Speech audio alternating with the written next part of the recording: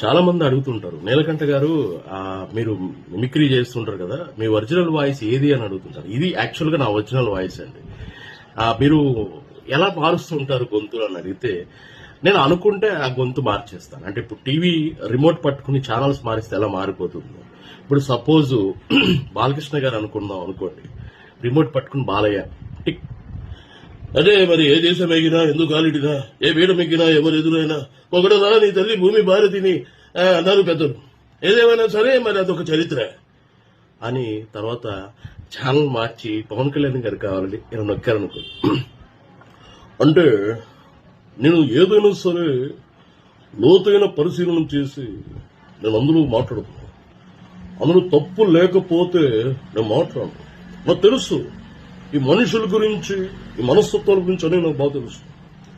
అందుకే అలా. అది కాదండి, మళ్ళీ మార్చి నాకు సిబిఎన్ గారు కావాలి అని నేను నొక్కాను అనుకోండి. రాష్ట్ర ప్రజలందరికీ నమస్కారం. ఈరోజు చూస్తే ఎన్నో ఇబ్బందులున్నాయి, ఎన్నో సమస్యలున్నాయి. వాటన్నిటినీ కూడా మేము చాలా చాకచక్యంగా ఎదుర్కోబోతున్నాం ఇలా అంటారు. అది కాదండి, మాకు జగన్ గారు కావాలండి అని చాలా ఎలా నొక్కారు. నిజంగా ఈవేళ చూస్తూ ఉంటే నాకైతే చాలా బాధ అనిపిస్తూ ఉంది.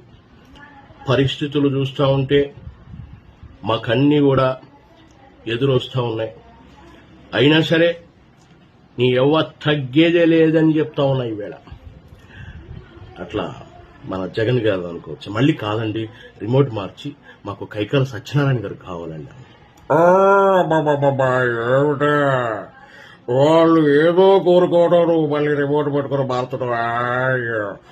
ఇప్పుడు ఉన్నటువంటి మనుషులు చాలా మారిపోయారు. అసలు నాకు నచ్చట్లేదు వీళ్ళందరూ కూడా. అలా మళ్ళీ రిమోట్ మార్చి నాగేశ్వర గారు కావాలండి. జబర్ ఎందుకు నాతో ఇలా ఆడుకుంటున్నారు? ఏమనుకుంటున్నారు? నా గురించి మీకు పూర్తిగా తెలియదు. అంటే వాయిస్ తో పాటు మేనరిజమ్స్ ఇవి కూడా మారిపోతూ ఉంటాయండి. ఇప్పుడు కాదండి, షర్మిల గారు కావాలండి రిమోట్ మార్చి. నేను రాజన్న కూతుర్ని, ఒకప్పుడు జగనన్న చెల్లెల్ని, ఒకప్పుడు అన్నయ్య వదిలిన బాణాన్ని. పాదయాత్ర అంటే ఏమిటో తెలుసానన్నా? పాదయాత్ర అంటే పాదాల మీద నడిచే యాత్ర.